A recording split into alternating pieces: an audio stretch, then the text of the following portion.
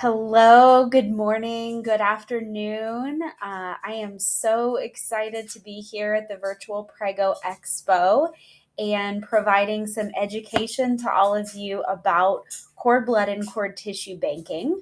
My name is Lauren Isley. I am a senior clinical science specialist at Cord Blood Registry, or CBR. I'm actually a genetic counselor by training. So I do have a clinical background in patient care, mostly in prenatal and reproductive genetics. And excitingly, I am also a new mom of a 1 year old. So a year ago, I was in the throes of newborn life.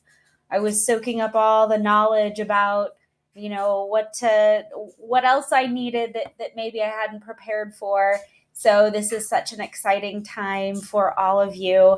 And I see the comments coming through. Really love how engaged this audience in this group is.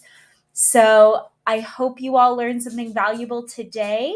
And with that, we are going to go ahead and jump into providing you all some education about cord blood and cord tissue banking today. Before I get started, I do want to make sure to mention that we do have a special promotion for Prego Expo attendees, and I'm going to share details at the end of the presentation. So please stick around to find out how you can take advantage of this great discount on newborn stem cell banking. All right, so I want to play a really lovely and heartwarming video that came from a family in Texas who banked newborn stem cells with CBR many, many years ago, and went on to use their sample in a treatment. So with that said, let's go ahead and get this going.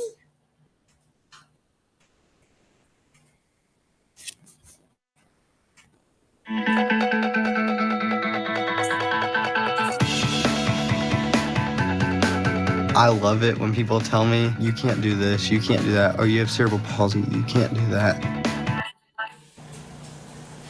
Someone told me last year that I wasn't going to be able to deadlift 315 pounds. I'm deadlifting 415 right now.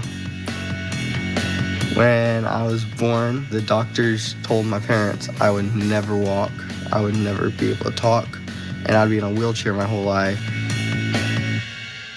It was probably the scariest moments of my life to hear those words, especially when we got the full diagnosis. I never expected the words cerebral palsy to come out of that doctor's mouth. We had planned to have Hunter born via C-section, and his APGAR score was perfect. I was confused. How did this happen? What is this going to look like for Hunter?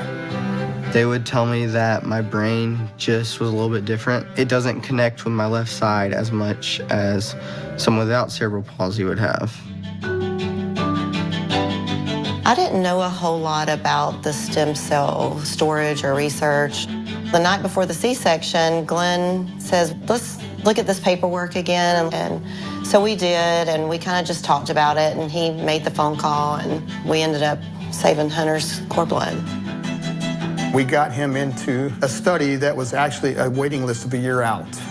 Stem cells help the connections between your brain and your arm, they help stimulate them.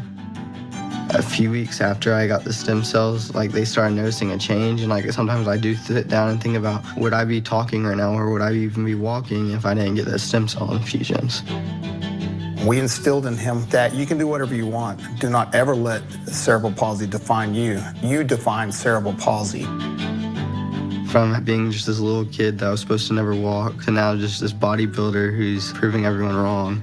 I went on stage, I placed first place, and they have a standing disabled category and they have a normal teens bodybuilding. I decided not to do the standing disabled, and I just did straight normal teens, and I placed first place, and now I'm on Team USA. Never, ever tell a person to do something. Sorry. Do not. Let them set the limits, because you should not define them like that and tell them that's all they can do.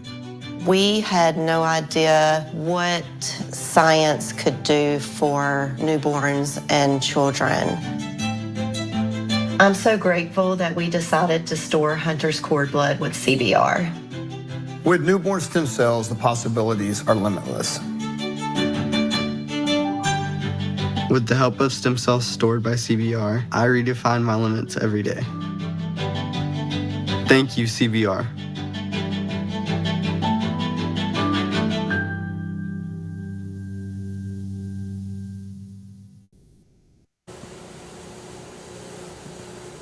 All right. That video is never old to me. And I think, I see a comment in the chat, definitely crying right now.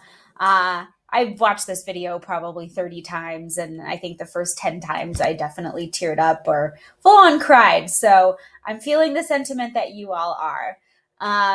So that video was again a depiction of a CBR client who did go on to use their cord blood in an experimental infusion for cerebral palsy.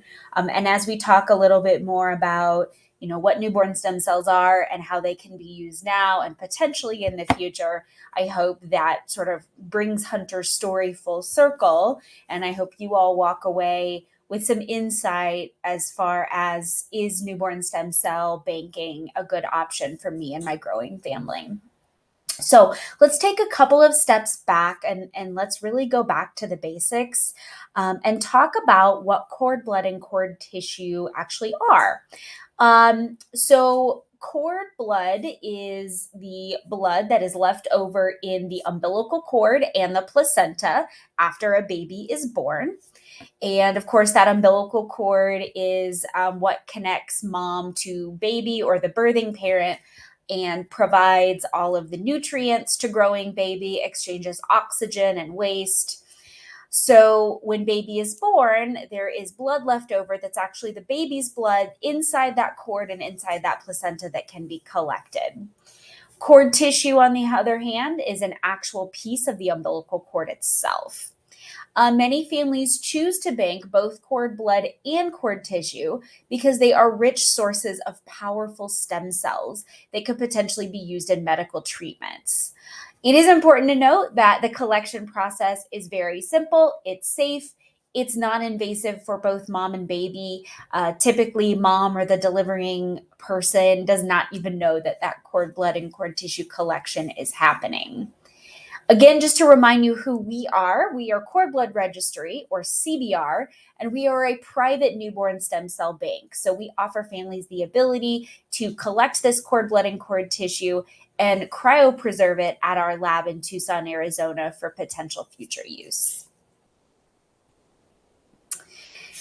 Now let's talk a little bit about how cord blood and cord tissue can be used in medical treatments. This is a big question that we get from expecting parents when they are considering whether or not they want to store newborn stem cells. So let's start here.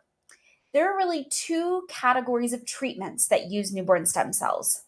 On one hand, we have our FDA-approved treatments, things we can use newborn stem cells for today. And then on the other hand, we have our investigational therapies. These are treatments that are still in research and clinical trials that we might be able to use newborn stem cells for in an FDA-approved use in the future. So I want to start with the FDA-approved treatment category.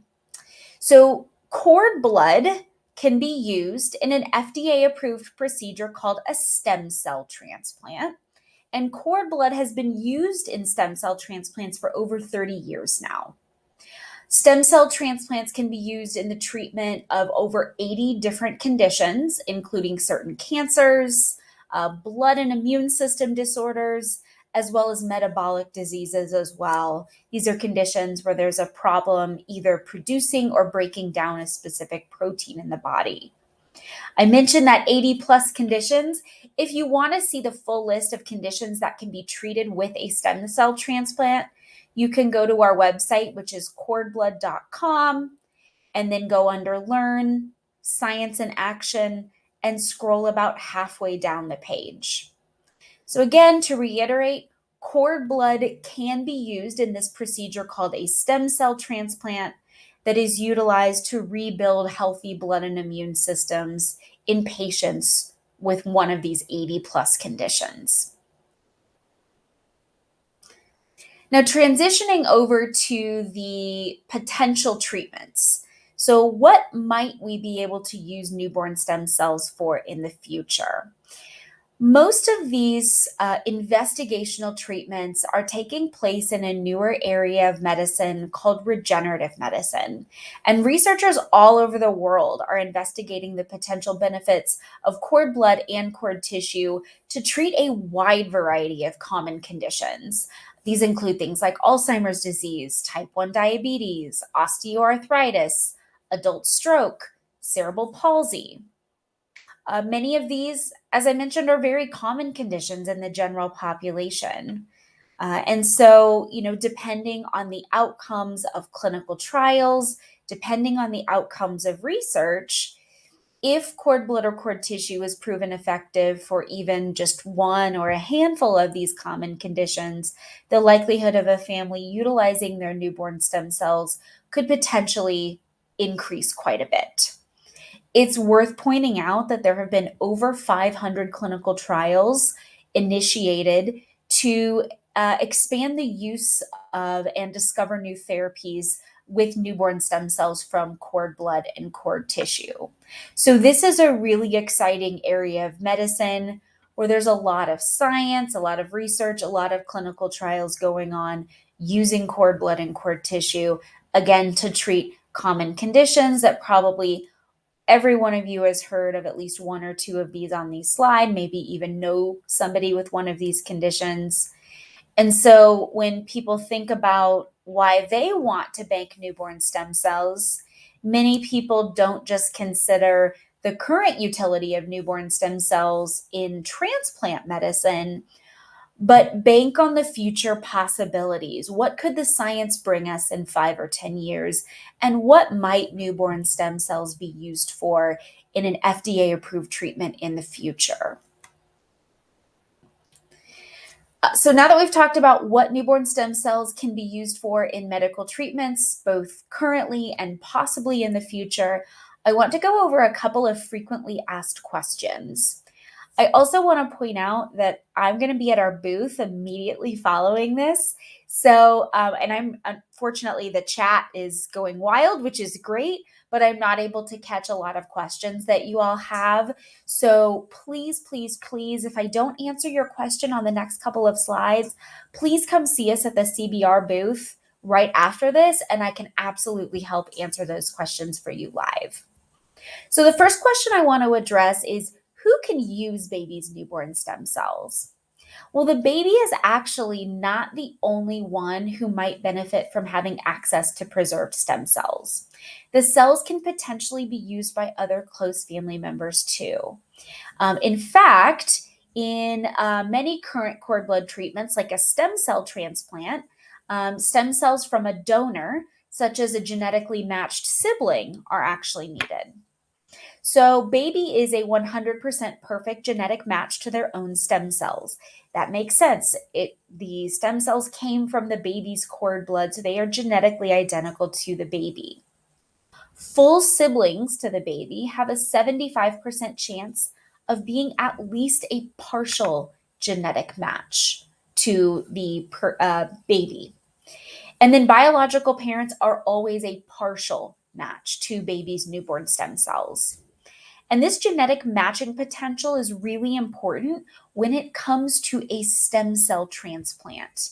We know that somebody getting a stem cell transplant to rebuild a healthy blood and immune system needs someone that is a close enough genetic match. So having cord blood available from a genetically matched family member can be very valuable and even potentially life-saving in some of those situations. Now, we mentioned those experimental investigational uses of newborn stem cells in regenerative medicine. Many clinical trials either use a child's own cord blood or use a matched sibling's cord blood. And so when we think about regenerative medicine, we know there's a higher likelihood that baby could use their own cord blood in some of these investigational treatments. And when we talk about cord tissue is only being used in that regenerative medicine area. Cord tissue has unique properties that mean more family members can potentially benefit. They don't require the same genetic matching like cord blood cells do. And that means that if there are approved uses in the future, baby, as well as first and maybe even second degree relatives, have the potential to benefit from storing cord tissue. The next question I want to address is around delayed cord clamping. So, with the increase in popularity of delayed cord clamping, we often ask if it's possible to do both delayed cord clamping and cord blood banking. For those of you who aren't familiar, after baby is born, that umbilical cord is clamped on two sides and then cut. And the cord blood collection is started after the umbilical cord is cut and the baby is separated from the cord and the placenta. Now, some parents choose to delay clamping and cutting of that umbilical cord for a certain amount of time to allow more blood to flow to the baby. And there is some evidence to suggest that, especially in preterm babies, delaying cord clamping can have some health benefits to baby. There are a lot of opinions as far as how long to delay cord clamping. And so we strongly recommend that you consult with your OBGYN or your midwife really to decide what's best for your family and your pregnancy. So with all of that said, the good news is that you can do both. You can bank newborn stem cells and practice delayed cord clamping. Most OBGYNs will recommend about a 30 to 60-second delay in cord cutting and clamping. And this length of delay has actually been shown not to significantly impact the volume of cord blood that can be collected. For families that want to choose longer delays, say 1 to 2 minutes or even longer, there will be less cord blood left to collect. But you do still have the option to bank cord tissue if you really want to focus on maximizing delayed cord clamping and having as much of the cord blood flow back into the baby as possible. One thing to note is that at least at CBR, after the cord blood is collected and it's sent to our lab in Arizona for processing and storage, we do perform a cell count on every cord blood unit that is received. And we do measure that against our internal quality thresholds. So, for example, if a family has practiced longer delayed cord clamping, say 1 to 2 minutes, but they still want to attempt cord blood collection, it can be collected, sent to our lab, and then we'll do a cell count. And if that cell count falls below our quality threshold, if the stem cell count is low, we will report that back to the family and we will give them options as far as what they want to do with continued storage. So we do keep parents in the loop. We are transparent if that cord blood unit does not meet our minimum quality threshold for stem cell count. So at the end of the day, almost everyone has an option to bank at least one source of newborn stem cells, regardless of the length of delayed cord clamping. I do want to speak for a minute about our lab in Tucson, Arizona. Tucson, Arizona was chosen for a strategic reason because there is a low risk for certain natural disasters like tornadoes and hurricanes. Our lab and storage facility is really impressive. It's a company-owned facility. We have a 750 kilowatt generator on site to ensure that we can continue to process incoming samples in the events of things like power outages or other emergencies. We also have two 9,000 gallon liquid nitrogen tanks that refill our cryopreservation tanks and keep those newborn stem cells at the proper cryogenic temperature.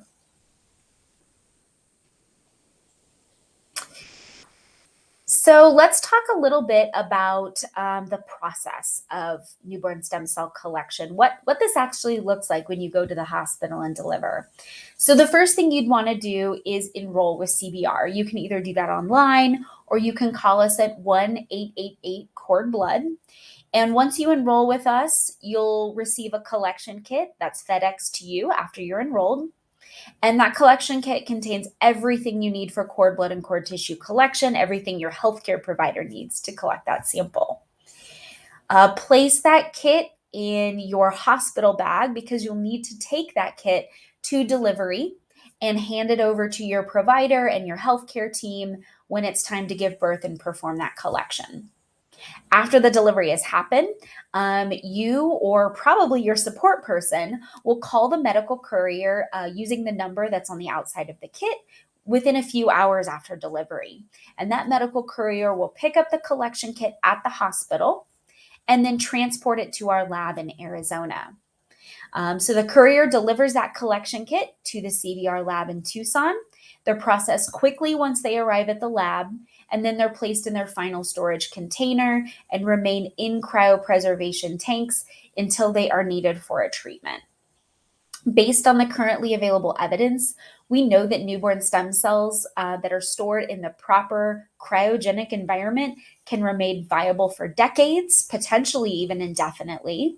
And samples have been successfully released for CBR families after being stored for 17 years. When the time comes to use a sample for treatment, either the family or the treating physician will call us at CBR and notify us that the sample is needed for a treatment. And then we have an entire team of clinical specialists and our stem cell release teams that work with the treating physician to help release that sample. We can release samples only directly to treating physicians and only for FDA approved treatments or appropriately regulated clinical trials or protocols. So there are some limitations and restrictions as far as when and how we can release a sample, but we work very closely with families and healthcare providers to make sure they understand that information and what needs to be done and what boxes need to be checked before we can release a sample. Okay, so the last question we know all of you have is how much does all of this cost? So we are excited to offer you a special price of $805 for both cord blood and cord tissue, including the first year of storage. This is actually a savings of over 50%. Plus, in celebration of Cord Blood Awareness Month, I didn't mention this at the top of the presentation, but July is Cord Blood Awareness Month, so even more exciting. In celebration of Cord Blood Awareness Month, if you enroll by July 31st of this year, of course, you will be automatically entered to win one of 4 chances to win over $15,000 in new baby essentials. So we will be posting a link in the chat box for you to claim this special event-only savings. All you need to do is click on the link or call 888-CORD-BLOOD and mention special code VP25. That's V like Victor, P like Paul, the number 2, and the number 5. So again, thank you all so much for joining to learn more about cord blood banking and CBR. And please come over to our CBR booth. I'm going to help answer questions that you all have. You can also enter to win a Mamaroo baby swing, plus free newborn stem cell preservation, including the first year of storage. So a lot of reasons to come over to our booth right after this. And one lucky winner is going to be selected and notified at the end of the day today. All right, so with all of that, I am going to go ahead and wrap us up. Appreciate all of the excitement and the engagement. Happy Cord Blood Awareness Month. Happy Virtual Prego Expo. Best of luck truly to all of you. It's such an incredible, amazing journey. And I hope to see you over at the CBR booth. So thank you again.